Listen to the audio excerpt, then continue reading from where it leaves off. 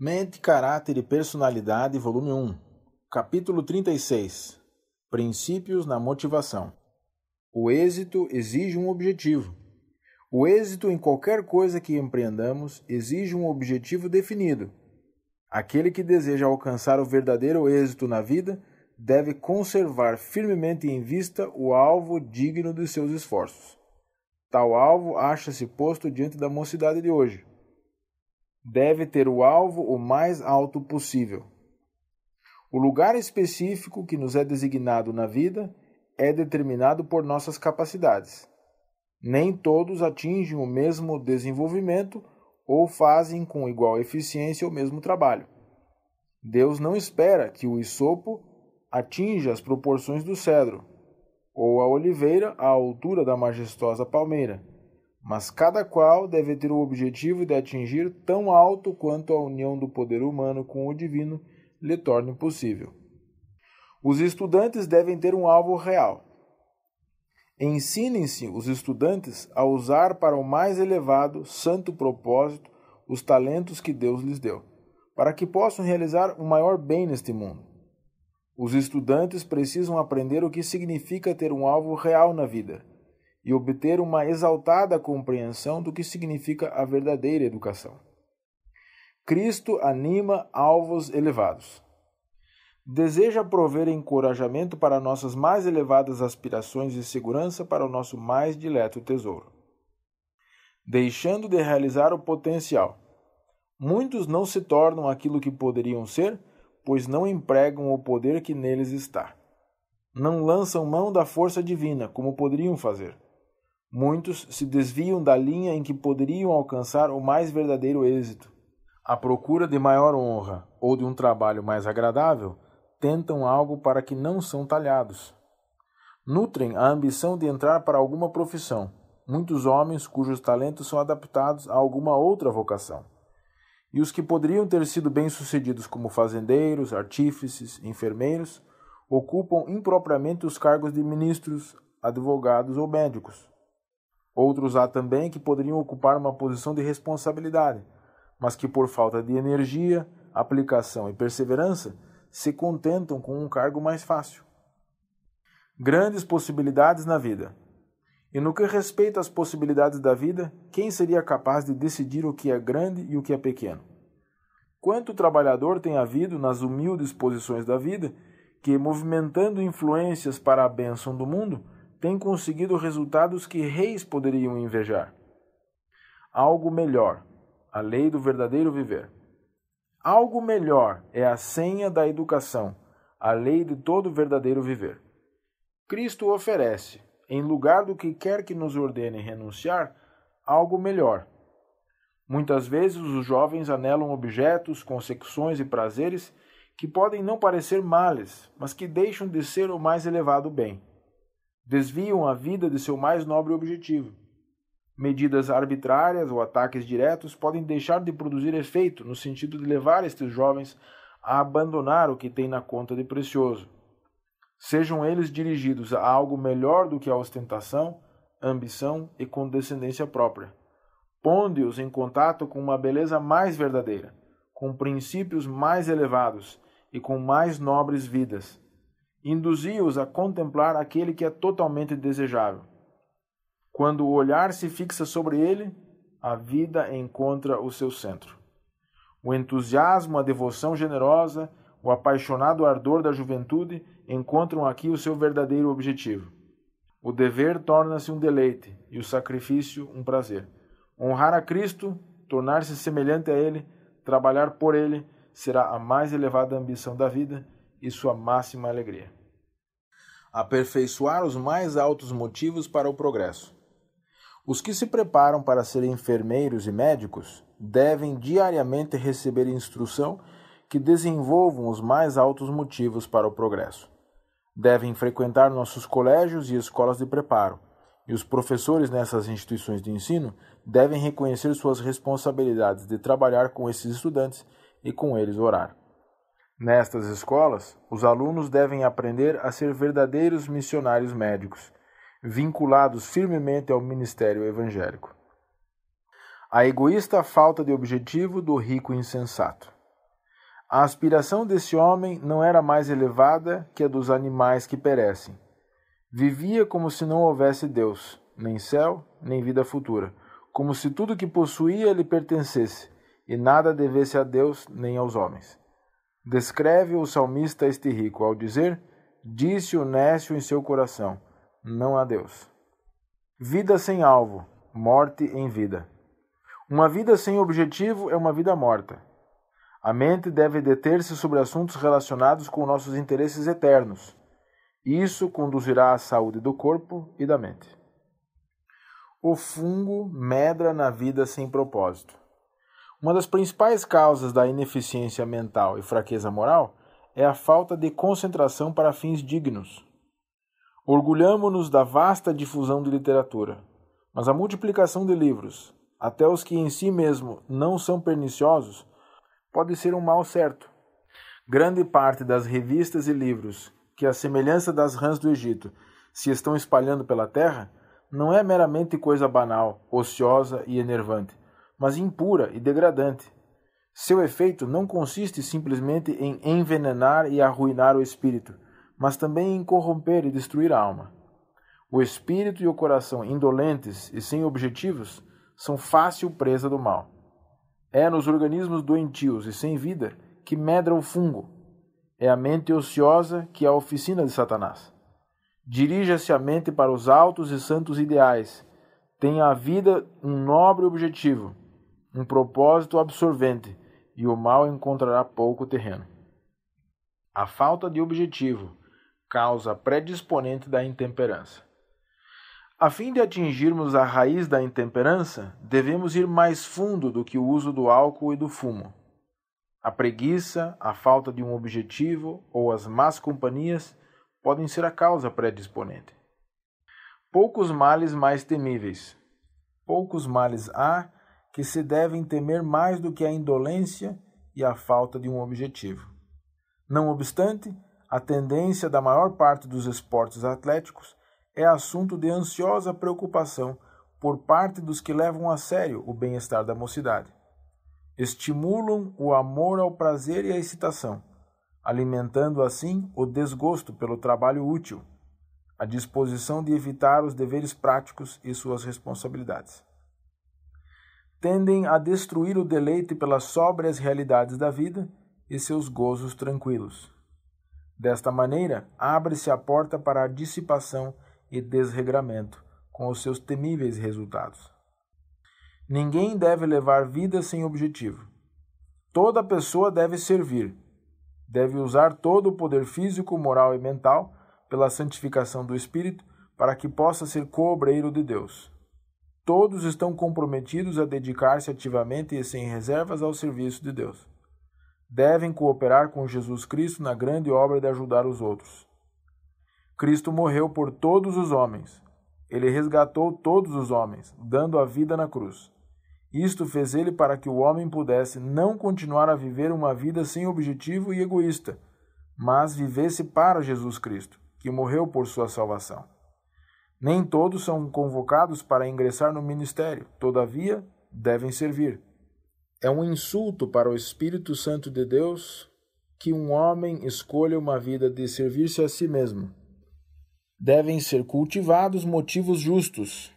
Os verdadeiros motivos de serviço devem ser mantidos diante de velhos e jovens. Os alunos devem ser instruídos de tal maneira que se transformem em homens e mulheres úteis.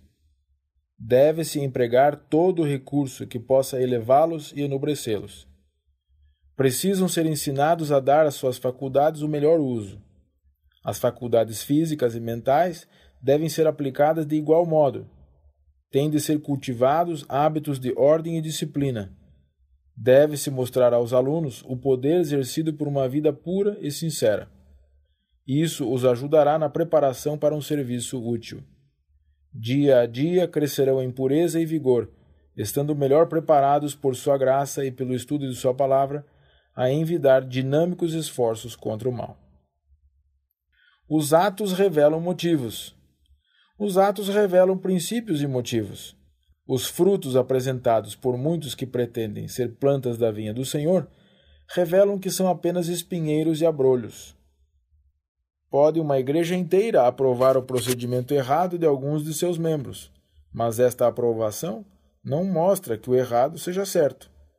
Ela não pode colher uvas dos espinheiros. Julgados os motivos e não as aparências. É importante dever de todos familiarizar-se com a tendência de sua conduta de dia para dia e com os motivos que inspiram suas ações. Precisam conhecer os motivos específicos que inspiraram as ações específicas. Cada ato de sua vida é julgado não pela aparência exterior, mas pelo motivo que ditou a ação. Os seguidores de Cristo encontram motivos novos. Nenhuma outra ciência é igual à que desenvolve na vida do estudante o caráter de Deus.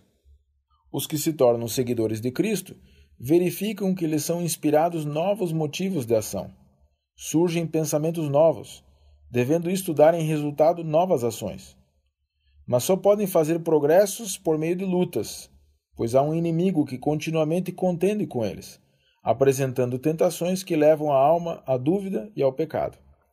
Há tendências hereditárias e cultivadas para o mal, que precisam ser vencidas. O apetite e a paixão devem ser postos sob o controle do Espírito Santo. Não há fim ao conflito do lado de cada eternidade. Mas ao passo que há constantes batalhas a ferir, há também preciosas vitórias a alcançar. E o triunfo sobre o próprio eu e o pecado é tão valioso que nosso espírito não o pode apreciar. Dois princípios antagônicos.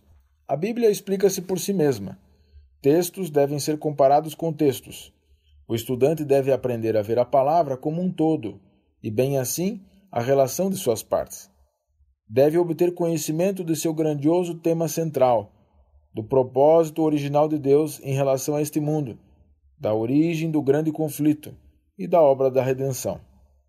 Deve compreender a natureza dos dois princípios que contendem pela supremacia e aprender a delinear sua operação através dos relatos da história e da profecia até a grande consumação.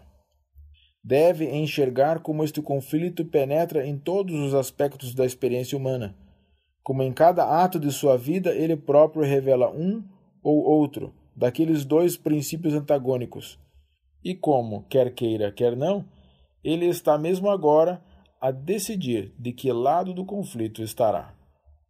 Cada atitude tem caráter duplo. Cada atitude tem caráter e importância duplos. É virtuosa ou viciosa, certa ou errada, segundo o motivo que a impele. Uma ação errada, pela repetição frequente, deixa uma impressão perene na mente de quem a pratica, e também na dos que com ela estão ligados em qualquer relação, seja espiritual ou temporal. Os pais ou professores, que não dão atenção às pequeninas ações erradas, estabelecem esses hábitos na juventude. A ação deriva do motivo à sua qualidade. Cada ação deriva a sua qualidade do motivo que a prontificou. E se os motivos não são elevados e puros e altruístas, a mente e o caráter jamais se tornarão bem equilibrados. Os motivos imprimem cunho às ações. É o motivo que imprime cunho às nossas ações, assinalando-as com ignomínia ou elevado valor moral. Não são as grandes coisas que todos os olhos veem e toda língua louva que Deus reputa mais preciosas. Os pequenos deveres, cumpridos com contentamento, as pequeninas dádivas, que não fazem vista e podem parecer destituídas de valor aos olhos humanos, ocupam muitas vezes diante de Deus o mais alto lugar. Um coração de fé e amor é mais precioso para Deus que os mais custosos dons. A viúva pobre deu sua subsistência para fazer o pouco que fez. Privou-se de alimento para oferecer aquelas 2 moedinhas à causa que amava. E fê-lo com fé, sabendo que seu Pai Celestial não passaria por alto sua grande necessidade. Foi esse espírito abnegado e esta infantil fé que atraiu o louvor do Senhor. Deus revela os motivos. Deus conduz seu povo avante, passo a passo. Leva-os a posições calculadas para revelar os motivos do coração. Alguns resistem em um ponto, mas caem no seguinte. A cada passo adiante é o coração provado, e provado um pouco mais de perto. Se alguém achar o seu coração oposto à direita obra de Deus, isso o deve convencer de que tem uma obra a fazer em vencer. Do contrário, será afinal rejeitado pelo Senhor. Nossos motivos secretos decidem o destino. Nossos atos, palavras e mesmo os nossos intuitos mais secretos, tudo tem o seu peso ao decidir-se nosso destino para a felicidade ou para a desdita. Ainda que esquecidos por nós, darão o seu testemunho para justificar ou condenar. Deus avalia o homem pela pureza do motivo. Não é pelas riquezas, educação ou posição que Deus avalia os homens. Avalia-os pela sua pureza de intenção e formosura de caráter. Olha para averiguar em que medida possuem o seu espírito e até que ponto sua vida revela semelhança com a sua. Para ser grande no reino de Deus, é preciso ser como uma criancinha, em humildade, simplicidade de fé e pureza de amor. Deus julga pelos motivos. Na conduta de um pastor há muita margem para melhora. Muitos veem e sentem suas deficiências, contudo parecem ignorar a influência que exercem. Estão conscientes de suas ações ao praticá-las, mas permitem que deixem sua memória e, portanto, não se reformam. Se os pastores tornassem os atos de cada dia um assunto de cuidadosa reflexão e deliberada recapitulação, com o objetivo de conhecer seus próprios hábitos de vida, eles melhor se conheceriam a si mesmos. Mediante um íntimo escrutínio de sua vivência diária sob todas as circunstâncias, eles conheceriam seus motivos, os princípios que os atuam. Essa diária recapitulação de nossos atos, para ver se a consciência aprova ou condena, é necessária para todos os que anelam chegar à perfeição do caráter cristão. Muitos atos que passam por boas obras, mesmo feitos de beneficência, se investigados rigorosamente, terão de ser considerados como induzidos por motivos errados. Muitos há que recebem aplausos por virtudes que não possuem. O esquadrinhador dos corações inspeciona os motivos, e muitas vezes os próprios atos que são vivamente aplaudidos pelos homens são por ele registrados como provindo de motivos egoístas e vil hipocrisia. Cada ato de nossa vida, quer excelente e digno de louvor, quer merecedor de censura, é julgado pelo esquadrinhador dos corações, de acordo com os motivos que o induziram. Às vezes é difícil discernir os motivos. Em meio aos afazeres da vida ativa, às vezes é difícil discernirmos nossos próprios motivos, mas diariamente se consignam progressos, ou para bem ou para mal. A real conversão muda os motivos. A real conversão é uma decidida mudança de sentimentos e motivos. É praticamente uma despedida das ligações mundanas, um apressado abandono de sua atmosfera espiritual, um afastamento do poder controlador de seus pensamentos, suas opiniões e influências. As grandes forças incentivadoras da alma. As grandes forças incentivadoras da alma são a fé, a esperança e o amor. É para estas que apela o estudo da Bíblia, bem dirigido. A beleza exterior da Bíblia, a beleza das imagens e expressões, não é, por assim dizer, senão o encaixe de seu tesouro real, a beleza da santidade. No relato que apresenta de homens que andaram com Deus, podemos apanhar os lampejos de sua glória. Naquele que é totalmente desejável, contemplamos o ser de quem toda a beleza na terra e no céu é apenas um pálido reflexo. E eu, disse ele, quando for levantado da terra, todos atrairei a mim.